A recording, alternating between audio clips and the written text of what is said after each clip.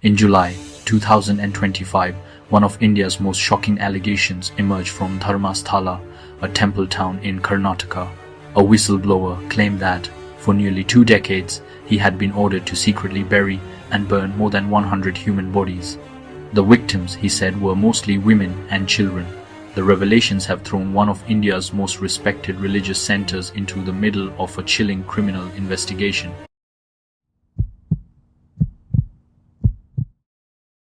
Dharmasthala is not just any town. It is home to the famous Manjunatha temple and is considered a place of faith, charity and tradition. For decades, it has been seen as a spiritual destination where lakhs of pilgrims gather every year. But beneath the image of spirituality, allegations of silence and fear have surfaced. The whistleblower, a Dalit sanitation worker, broke decades of silence when he stepped forward with his testimony in July 2025. He alleged that between 1995 and 2014, temple authorities and local power structures forced him to dispose of bodies. He described victims who had been raped, strangled, and even attacked with acid. And he claimed that their bodies were dumped in secret locations, often along the banks of the Netravati river.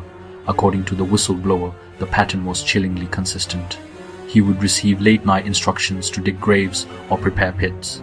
The bodies, he said, were brought in wrapped in cloth or sacks. Sometimes they were already decomposing, sometimes fresh. In certain cases, he was ordered to burn remains with acid or petrol to remove evidence. He kept silent for years, fearing for his life. But in 2025, after leaving Dharmasthala, he decided to go public. To back his claims, he presented skeletal fragments he had hidden. These included pieces of bone, teeth, and skull fragments, which he submitted to the police as evidence. Public outreach spread quickly.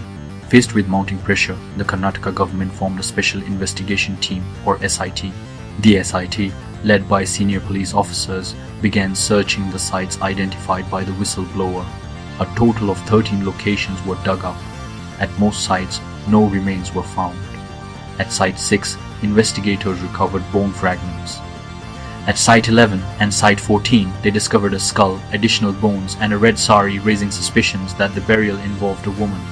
These discoveries confirmed that at least some of the allegations had substance. But the SIT quickly ran into obstacles. First, the team lacked full legal powers. They could not register fresh first information reports. They were restricted to acting only on cases that had already been filed with the local police. Second, forensic delays created further problems.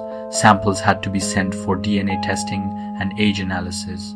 But India's forensic labs face massive backlogs, meaning months or even years of delay before results are available. Third, environmental conditions made investigation difficult. The monsoon rains of coastal Karnataka had washed away potential evidence. Thick vegetation and flooding had destroyed possible burial sites. Finally, there were inconsistencies in the whistleblower's testimony. On some occasions, his accounts changed, giving critics an opportunity to question his credibility. But activists argue that his testimony still holds weight, especially because skeletal remains were indeed recovered. The revelations reopened old wounds for the families of missing women. Among them were the families of Ananya Bhatt, who disappeared in 2003, and Soujanya, a college student murdered in 2012. For years, activists had alleged that powerful interests were suppressing the truth. Now, the whistleblower's claims appeared to link missing women with secret burials. Activists demanded a stronger investigation. They called for a court-monitored SIT, headed by an additional Director General of Police. They insisted that all excavations be video recorded and that independent forensic experts be included.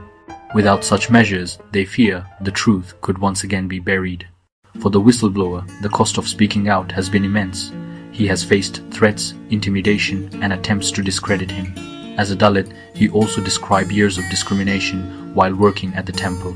He says fear of retaliation kept him silent for nearly 2 decades. For the families of victims, the pain is renewed. Many mothers and fathers still do not know what happened to their missing daughters. Every discovery of skeletal remains brings hope for answers, but also grief. The case has shaken the image of Dharmasthala itself. Once known as a place of trust and spirituality, it is now linked with words like secrecy, suspicion, and cover-up. Local businesses report fewer pilgrims visiting the town. shops, hotels, and transport services have felt the impact. Community members are divided. Some defend the temple authorities, while others quietly admit that strange incidents and disappearances were long whispered about. The Dharmasthala case is not just about one town. It highlights larger questions about power, accountability, and justice in India. How can victims' families trust institutions if investigations are restricted? Why are whistleblowers often left vulnerable? And how many other cases of sexual violence and disappearance remain hidden across the country? As of August 2025, the SIT continues its work. Skeletal samples have been sent for forensic testing. DNA results are awaited. No arrests have yet been made. The Karnataka High Court is hearing petitions from activists demanding independent oversight. Meanwhile, national and international media continue to monitor developments. The Dharmasthala mass burial case is far from over. It is a story of silence and suspicion, of families seeking justice, and of a whistleblower risking everything to expose what he saw. Until the truth is fully uncovered, the victims remain nameless, and the town of Dharmasthala remains under a shadow of doubt. But then, in late August 2025, the story took an even darker twist. The whistleblower, C.N. Chennaiah, was arrested on August 23rd by the Special Investigation Team on charges of perjury and furnishing false evidence. Authorities say his statements during interrogation did not match earlier testimony and supporting documents.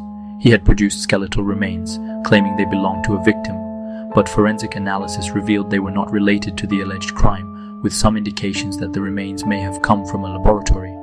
During a marathon interrogation, he even revised his claim, admitting that some burials were legal after post-mortem, rather than secret or illegal as he had originally asserted.